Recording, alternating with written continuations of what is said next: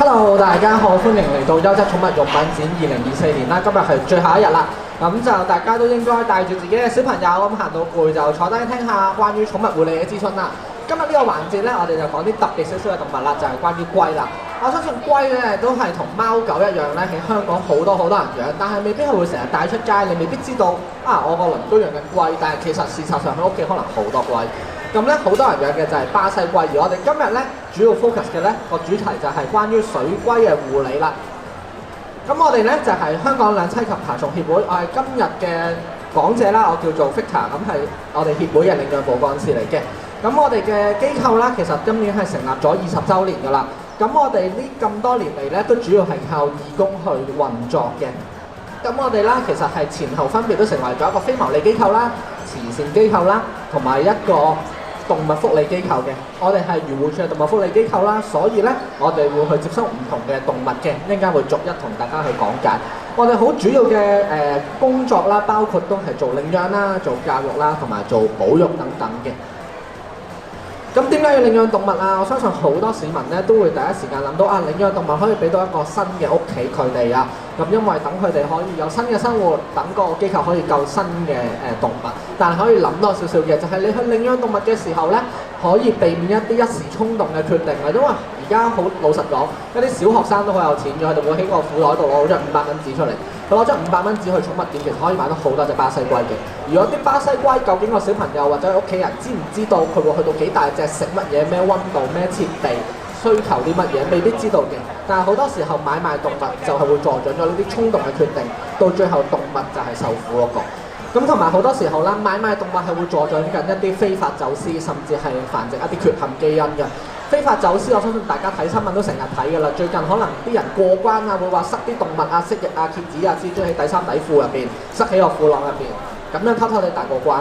甚至有好多咧，就係可能一大批嘅龜，可能好逼嘅一個箱，全部掟晒落去攞去過關。咁但係呢一啲都係一啲非法嘅行為嚟嘅。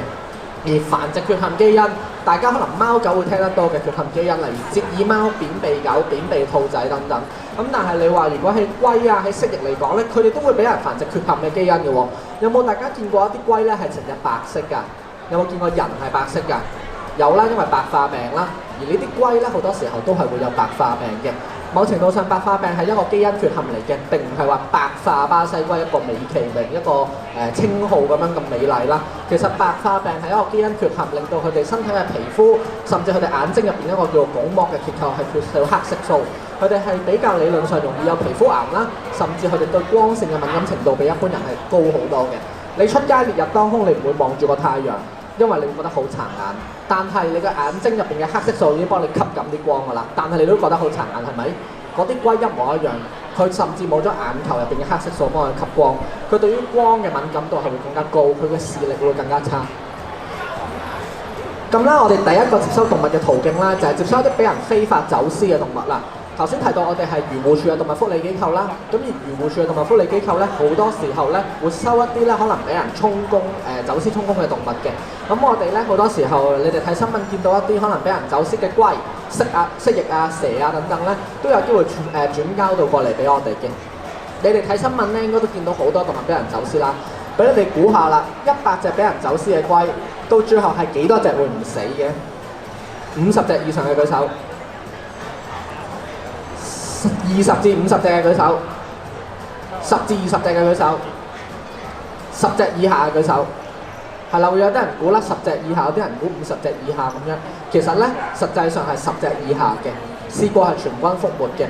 並唔係我哋冇帶去睇醫生，並唔係隻動物可能話係並唔係我哋照顧得唔好等等，而係隻動物好多時候佢有一啲俾人走私嘅狀況底下，好多一啲健康狀況嘅問題嘅。包括啦，可能係你哋見到嘅好逼啦，通風唔夠啦。諗下喎，呢度如果你哋分得咁開，呢邊打一次，呢邊未必會傳染到嘅，係咪？因為夠遠啊嘛。但係如果你全部人坐埋同一排，一個打乞嗤，假設你冇戴口罩，全部人都會感染晒嘅，因為佢哋嘅狀況就係咁逼啦。而好多時候咧，呢啲爬行類動物咧，俾人走私嗰個死亡率都係好高㗎。有10隻存活已經係非常之高㗎啦，但係好多時候都係全軍覆沒嘅。你會見到呢一張相排坐嘅全部都係屍體嚟嘅，佢哋係俾人走私然後死亡嘅動物嚟嘅。咁你會見到有蛇啦、有蜥蜴啦、有龜啦，佢哋有一部分係有機會俾人喺野生捉翻嚟嘅。即係話咧，佢哋喺野外可能本身生活得好地地，但係有啲人為咗錢，為咗可能有一啲人去買滿足佢嘅需求，特登喺野外捉佢。佢喺一個圈養嘅環境底下太大壓力，佢就會各有各嘅問題，包括係會爆寄生蟲啦，包括係會有健康嘅問題，到最後適應唔到人工嘅環境底下就會死啦。同埋好多時候啦，你見到左手邊呢張相啦，呢一隻係一隻盾臂龜啦。我諗你哋可能喺公園見到啲伯伯咧放好大隻嗰啲龜，嗰啲好多時候都係盾臂龜嚟嘅。盾臂龜細個好得意嘅，手心咁大，扭蛋咁大隻，但係佢哋係全世界第3大嘅陸龜嚟嘅。咁好多時候，如果香港人住單位嘅話咧，未必咁適合去養嘅。你必須要有花園或者天台先養到呢個嚟自非洲全世界第3大嘅陸龜。而呢一種龜俾人走私嘅情況底下，除咗頭先講嘅寄生蟲感染啦，仲有頭先所講嘅呼吸道感染啦，甚至會有好多個狀況底下會有泌尿系統嘅感染嘅，即係生膀胱石。非洲最缺乏係乜嘢啊？你哋覺得？你哋有人飲緊嘅就係水啦。咁佢哋唔夠水嘅情況底下咧，呢啲龜龜好叻咧，就係儲住自己啲小便嘅，因為小便係液體，入邊有水分，佢就會收喺個身體入邊，俾自己個身體繼續抽乾嗰包小便。但係當嗰包小便越嚟越乾、越嚟越乾、越嚟越乾，咁會點啊？佢就會變咗一嚿尿酸，可能係牙膏狀，再乾啲就變咗沙狀，再乾啲變咗一嚿石頭，越碌越大嚿。咁你見到呢兩個石頭就大過佢個 pat pat 啦，大過個盤骨啦，佢就屙唔到出嚟，到最後係要做手術嘅。所以你去養盾臂龜嘅時候，必須要每日同佢浸水，等佢知道我個環境有充足嘅水分，我個身體唔需要留住啲小便俾自己用。第二個我哋接收動物嘅途徑咧，就係俾人棄養嘅動物啦。俾人棄養嘅動物咧，當然有好多各式各樣嘅原因啦。我哋都好欣賞佢係攞過嚟 rather 你抌出街或者抌喺垃圾桶等等。而抌出街、抌起垃圾桶係好多人都會做嘅行為嚟嘅。咁佢攞過嚟，起碼係一手交一手，一交一咁樣。咁起碼係我會接收到，佢可以交到俾我，而唔係抌出街。但係棄養嘅狀況底下，好多都係一啲可以避免嘅原因嚟嘅。例如啲乜嘢咧？你哋見到㗎啦，可能話屋企有新成員咁樣。但係如果你話你有做好個人生規劃嘅情況底下，你係唔應該因為你屋企有新成員，然後棄養隻動物嘅。咁一陣間我哋會再講咧，究竟你養動物之前要諗清楚啲乜嘢啦。同埋我哋聽過啲好多古怪嘅原因啦，例如可能話下年個年份嘅生肖，隻龜會犯太歲定乜嘢，同我自己唔夾就唔要去。但係數勻12個生肖，冇一個生肖係龜嚟。咁所以就好多係所謂嘅原因，或者你哋喺心目中都會諗係藉口。咁所以其實養動物之前必須要諗清楚。第三個我哋接收動物嘅途徑啦，就係會出去拯救動物啦。而拯救動物，我哋其中一個嘅途徑就係會同康文署去合作。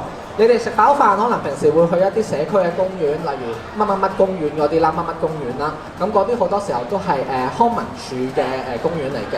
而入邊通常有水池，你朝頭早行過會見到啲龜層層疊喺度曬太陽，係咪？咁而嗰啲公園咧，好多時候嘅龜咧唔係屬於個公園嘅，啲魚都唔係屬於個公園嘅，個水池又屬於個公園嘅。但係啲動物咧就係屬於啲人棄養落去嘅。佢哋覺得入邊好幸福，覺得入邊個地方好大，覺得好自在。但係事實上係咪真係咁樣咧？入邊好多嘅動物咧，其實都係日日水深火熱當中嘅。因為嗰個公園純粹係一個觀賞性用途嘅水池，佢並唔會有一筆開支叫做餵嘢食俾啲龜。而當有好心人抌咗啲嘢食落去，不論個公園有冇阻止你都好，啲龜食完嘢，佢屙翻出嚟，到啲水質會好污糟，所以佢有得食就會可能啲水質好污糟，浸住自己而皮膚感染而死；而佢冇得食就會餓死。但係好多時候啲公園都係唔俾人餵嘢食落去嘅，因為本身佢個濾水系統係承受唔到咁多排泄物嘅，佢本身純粹係一個清水有個噴水池俾你去散步嘅地方嚟嘅。咁當佢啲龜冇嘢食嘅時候會點咧？會互相殘殺啦，一隻咬一隻啦。我哋救過啲人斷手斷腳啦。你見過右上角上面嗰張相咧，隻龜係冇咗手掌腳掌嘅，係好大機會俾其他龜咬斷咗，而佢好幸運地而生存到。但係好多都係會死嘅，見到塊面爛晒啦，啲皮膚潰爛而死啦，右下角。咁亦都有啲所謂嘅放生，會喺個殼度寫一啲字俾佢啦。咁同埋試過係會有啲公園所飼嘅龜俾人虐待嘅，咩意思咧？俾人虐待嘅龜就可能係例如早一排幾年前啦，喺港島嘅一個公園，有啲人咧會攞起啲龜，然後攞鉛筆插死佢哋。一支鉛筆對於一隻龜嚟講個比例都非常之長嘅，佢係插左邊定插右邊都好咧，隻龜會爆肺或者爆胃而死嘅。咁到最後嗰10隻龜都係死咗，而嗰個人咧係判咗3個月監禁嘅，我印象中。咁我哋啦都會拯救唔同嘅動物嘅。你見到呢張相入邊有龜、有蜥蜴等等啦。咁我哋蛇都會救嘅。咁頭先講到啦，有一啲缺陷基因嘅動物啦，貓狗就可能係折耳貓，可能係扁鼻狗。爬行類動物可能係有白化病，甚至會有啲人發明一啲基因出嚟嘅。你哋見到右下角嗰兩張相有一嚿嚿嘢嘅嗰隻豹紋獸公，呢隻豹紋獸公咧係天然存在嘅，本身呢個品種，但係你呢個基因咧係大約8年前俾人發明出嚟嘅。而呢個基因咧天生係會容易有皮膚癌嘅問題嘅，但係啲人為咗錢都會繼續去繁殖佢哋。呢個基因有95% 都係會生皮膚癌而死嘅。我哋收咗3隻都係生 cancer。因為本身係爬行類動物少人去研究啦，呢個地球上係冇乜嘢研究話點樣去醫佢嘅。咁我哋收咗3隻，我哋都係見招拆招啦，攞啲組織去化驗啦，我哋 send 咗啲化驗室度化驗啦，到最後咧3隻都係話佢有色素瘤嘅，咁 which mean 係一個惡性嘅腫瘤啦，去到最後會好痛苦咁死嘅。咁右下角嗰隻咧，我哋醫咗佢半年啦，到最後佢係食唔到嘢、飲唔到水、抽筋，隨時係會休克而死。去到最後食唔到嘢嘅階段，我哋就俾佢打針走嘅。但係其實呢一個基因本身唔應該存在，咁所以大家希望唔好去助長一啲買賣動物，佢哋會不斷發明一啲新嘅基因去滿足大家嘅需求。我哋亦都會去救其他動物啦，例如喺高速公路救翻嚟嘅龜啦，試過會俾車撞到爆晒啦，甚至可能我哋會試過喺垃圾桶旁揾到嘅蜥蜴啦，佢會有好嚴重嘅肺炎啦，到最後係所有藥都抗藥性，我哋要用一啲叫做 supportive therapy 等佢個免疫系統幫佢好翻，但係有好多都係有機會死嘅。爬行類動物咧冇貓狗咁容易嘅，貓狗同人一樣打乞嗤感冒，我諗好快好翻嘅，1個禮拜都會好翻。但係爬行類動物佢哋身體做嘢速度非常非常之慢，佢哋一個傷風感冒都可能要用1個月先會好得翻，而呢1個月係需要人去全程去 special care 啦，全程去留意住佢，甚至係餵藥嘅。龜食藥咧係非常之困難嘅。人啊，貓狗食藥係會點食啊？喺個口度食啊嘛，係咪？貓狗你擠落去個口兜，佢自己飲啊嘛，係咪？但係到龜咧，佢哋唔識自己吞嘅，你係同佢插胃喉嘅要。咁所以咧，拯救爬行類動物嘅工作咧，係會比貓狗咧更稍為繁複一啲嘅。好啦，到講下龜嘅特徵啦。龜有個殼啦，係咪？龜可唔可以冇咗個殼㗎？唔可以啦。試過有小朋友話啊，我睇啲卡通隻龜去到沙灘好熱，除咗個殼。咁其實係只係卡通，但係現實上龜咧係唔可以冇咗個殼嘅。你哋試下摸下自己側邊兩邊呢度摸到啲乜嘢骨啊？一格格嘅肋骨啦，係咪？我哋個肋骨係包喺身體入邊，保護住我哋胸腔同腹腔嘅器官嘅。但係而龜咧，佢哋嘅肋骨咧就係佢哋個殼啦，保護住佢成個身體嘅。佢哋係俾人睇到嘅成個肋骨。咁佢哋冇牙齒啦，佢哋有一個叫做喙嘅嘴巴啦，一個角蛋白嚟嘅。但係佢哋嘅咬合力都一樣係可以好強嘅。咁佢哋隨住年紀大啦，隨住成長啦，佢哋會一層層咁樣去換嘅。養動物之前啊，好多嘢要諗嘅。你見到呢度嘅字啦，我都唔特別講啦，即係諗清楚自己有冇能力啊、空間啊、屋企人同唔同意呢啲你全部都明嘅，我相信識睇嘅。但係咧，養動物你都必須要諗咧，究竟你提唔提供到隻動物需要嘅嘢？就算你屋企人同意，你有能力、有空間去養隻獅子，但係你係咪可以提供到獅子需要嘅嘢？例如佢每日要奔跑好大嘅地方，佢要食幾十公斤嘅肉，你係咪可以提供到俾佢？係咪合法咧？如果你提供唔到動物需要嘅嘢，即使你有所謂嘅空間，即使你有所謂屋企人嘅同意，都唔應該去養嘅。例如好似一啲變色龍咁樣，佢需要每日人手噴水嘅，你去旅行佢點算呢？例如一隻龜，佢係需要有浮台喺上面曬燈嘅，但係你攬住日日喺張床度瞓嘅，咁樣係咪對隻龜好呢？咁所以你就要諗清楚動物需要啲乜嘢啦。喺香港好常見嘅水龜品種啦，第一個左上角嘅就係巴西龜啦，佢真實嘅名叫做紅耳龜，而佢有一個近親叫做黃耳龜，呢啲都係好常見嘅一啲水龜品種嚟嘅。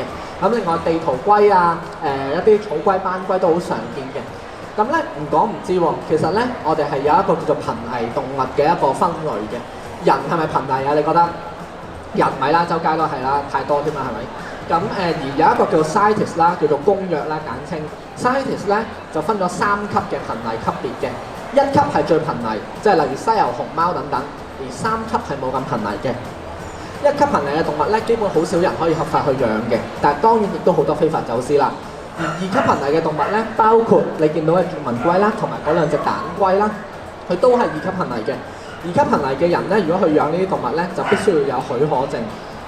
如果係我哋協會度領養的話咧，咁我哋就會同佢哋打晶片啦，經漁護署特別許可，打咗晶片我哋會俾翻一張領養證書嚟嘅，代表你係合法管有緊佢。而三級瀕危嘅動物包括草龜同斑龜，你除非出入口，如果你係自己養嘅話咧，係唔需要有牌照嘅。但係啦，我又想講二級瀕危嘅動物啦。其實咧好多陸龜都係二級瀕危或以上嘅，但係喺香港唔係個個養陸龜都係合法管有緊嘅，包括而家越嚟越多動物係升咗做瀕危級別嘅。上年啦，大約12月咧就已經更新咗一次嘅，而香港都係有資料出咗係更新咗嘅。原本蛋龜咧佢唔係瀕危嘅。佢一升瀕危跳埋3級瀕危就上咗2級瀕危啦，係咩意思咧？即係好多人去捉佢哋啦，好多人貿易啦，係有機會甚至進一步影響咗佢哋野外嘅族群嘅。咁所以咧，而家呢個狀況咧，蛋龜已經係2級瀕危，你去養佢都係需要管有許可證嘅。即使你去寵物店好常見嘅龜，好多都係瀕危動物嚟嘅。咁龜啦，大家成日聽啦，係冷血動物啦，佢啲血係咪藍色㗎？你覺得？唔係啦，佢都會流鮮血嘅，紅色嘅。點解會叫做冷血動物咧？其實純粹一個統稱嘅啫。真實嚟講，佢哋叫做變溫動物啦，英文係 Poikilotherium 啦。咁如果係變溫動物的話啦，其實同貓狗同人就唔同嘅喎。人啊、貓狗啊凍，你會同佢乜嘢啊？着衫啦、冚被啦，係咪？咁我哋因為本身我哋人體咧就係一個發熱機嚟嘅，我哋時時刻刻都發緊37度嘅，令到我哋夠暖嘅。我哋當我哋就着住衫。焗住我哋自己嘅體温，等我哋自己夠暖，所以我哋着衫會暖個原因就係咁樣。但係例如龜啊、蛇啊、蜥蜴啊，佢哋本身係控制唔到自己體温嘅。佢哋變温動物嘅定義就係個環境幾多度，佢就幾多度。即係如果呢個環境而家我大約覺得20度到，呢隻龜喺度就係20度㗎啦。咁如果你同佢着衫冚被係冇用嘅 ，keep 唔到暖嘅。佢係需要外在嘅熱力嘅，例如曬燈啦，例如俾暖管佢啦，等等嘅外在加熱裝置，令到個環境夠暖，佢先夠暖嘅。咁龜咧，一般咧中意嘅温度咧都係偏暖嘅，當然都會有例外嘅。但係如果你係今日養巴西龜、黃耳龜呢啲常見嘅水龜咧，你就可以記住啦。一般嘅龜咧都係中意24、5度至到30度左右嘅。咁一陣間詳細會再慢慢講。咁咧龜咧，如果去到0度以下咧，就會凍死㗎啦。佢哋喺香港，你覺得會唔會冬眠啊？唔會啦。香港咧點解冬眠唔到咧？因為龜要冬眠嘅定義係要1個月或者以上處於8度以下嘅。香港我諗你數手指3日連續8度以下都好少，更何況要30日連續8度以下。咁但係太熱啦，佢哋都會中暑死亡嘅。龜係唔會中暑嘅。龜嘅中暑咧係會即刻肝腎衰竭而死嘅。咁就算醫得翻，你都有機會有一隻腎衰竭嘅龜嘅。咁但係如果係凍病嘅話咧，都有機會肺炎。不過肺炎咧，你仲可以有機會同佢輸藥啊、餵藥啊，俾啲時間去好翻。但係中暑咧，同樣一樣係好快死嘅。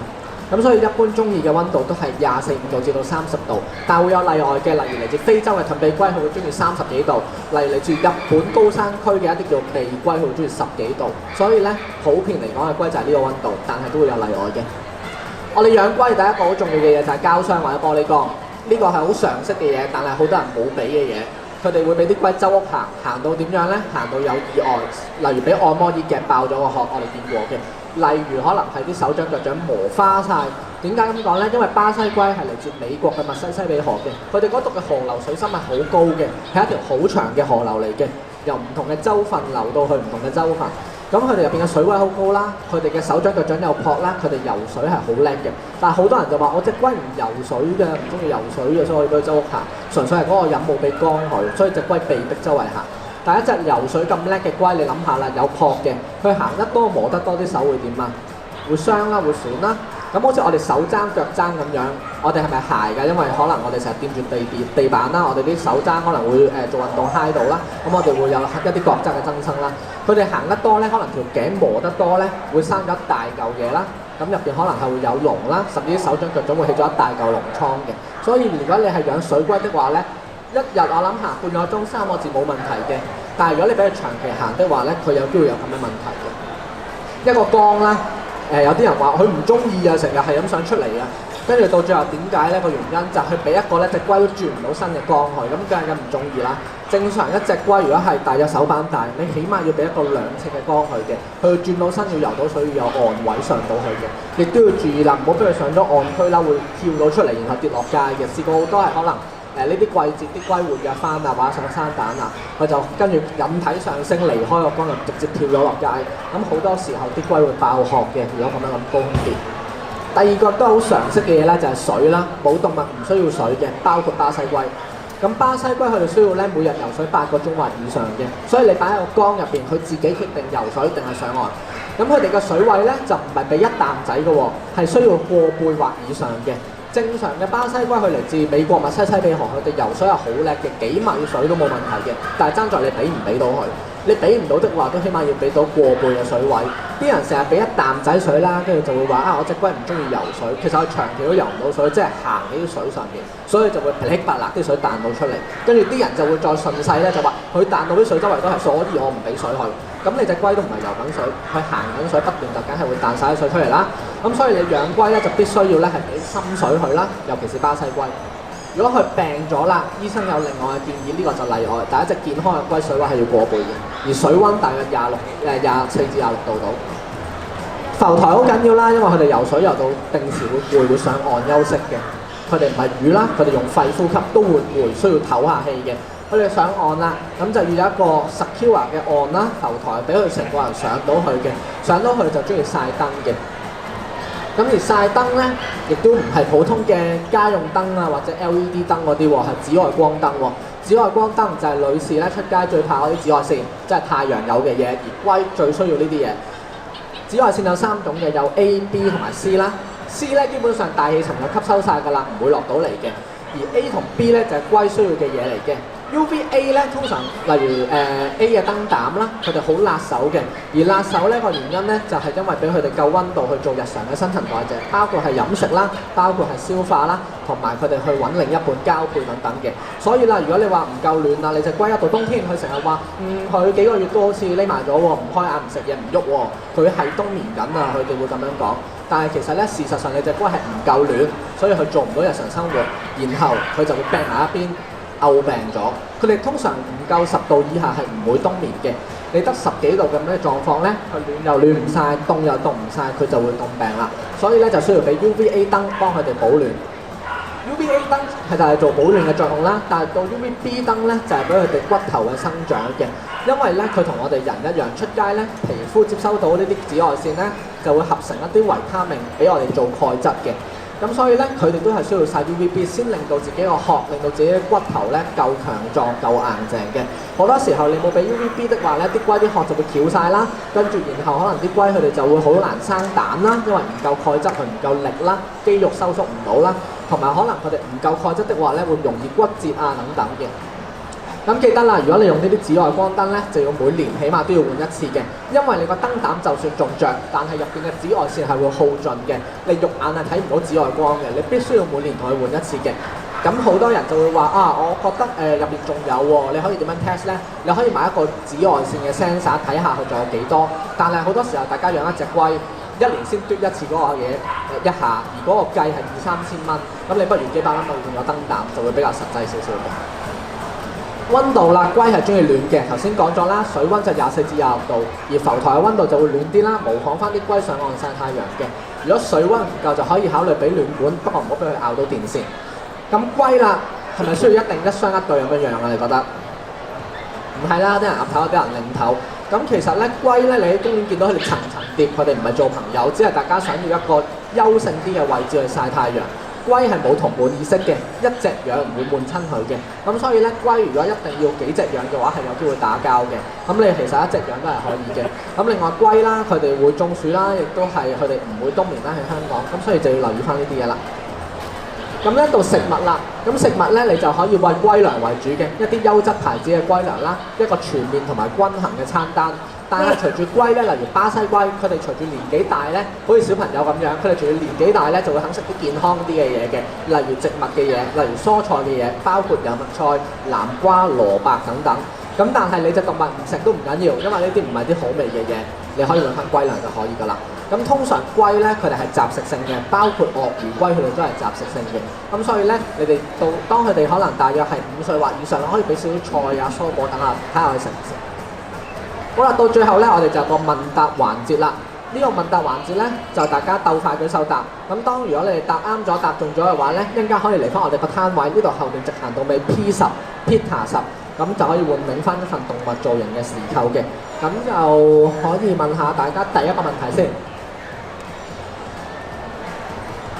好，第一個問題咧就係、龜使唔使冬眠㗎？數3聲先舉手啊嚇！3、2、1，好，綠色衫呢位先生，龜使唔使冬眠㗎10度以下先需要冬眠。係啦，咁所以香港就唔使嘅，答啱咗啦。好，第二個巴西龜真係水龜，可唔可以俾佢周圍行長期咁樣得唔得？3、2、1，好，前面呢位小朋友啊。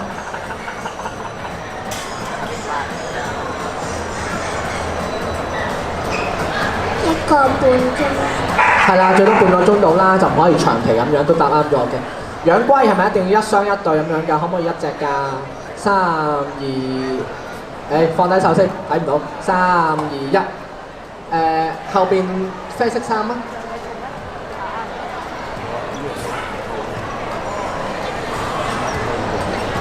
可以一隻養。係啦，可以一隻嘅。好，到最後一個，龜會唔會中暑啊？3、2、1，好，呢位小姐白色衫。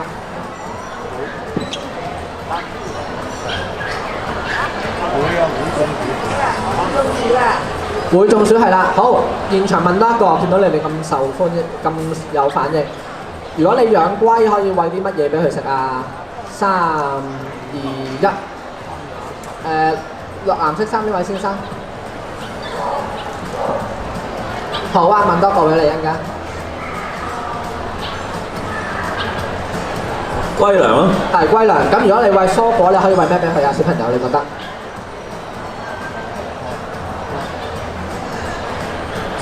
菜可以啦，咁就應該問咗6位朋友。如果你哋陣間想換翻份禮物咧，可以呢度直行到尾，咁就有一個叫做 P10嘅攤位，我哋係香港兩棲及爬蟲協會，你會見到好多假草啊，有啲裝飾啊咁樣，咁嗰個就係我哋個 booth 啦。咁就多謝晒大家，希望大家如果想養龜嘅話咧，就選擇領養啦。